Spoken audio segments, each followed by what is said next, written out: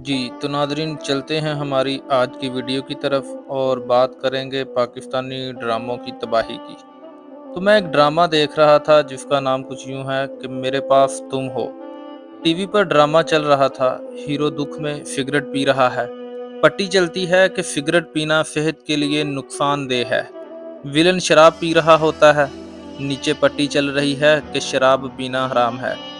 Drama آگے چلتا ہے، ایک عورت خاوند سے چھپ کر افیئر چلا رہی ہے۔ پٹی نہیں چلتی کہ خاوند یا بیوی کو دھوکہ دینا گناہ ہے۔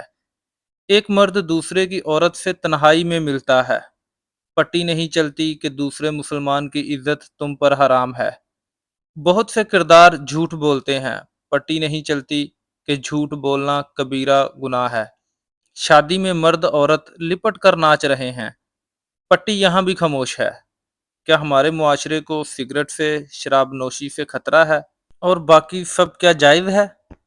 تو ناظرین یہ تھی ہمارے پاکستانی ڈراموں کی تباہ کاریاں۔ تو سوچنے کی ذمہ داری آپ لوگوں کی ہے۔ ملتے ہیں نیکسٹ ویڈیو میں، تب تک کے لیے اللہ حافظ۔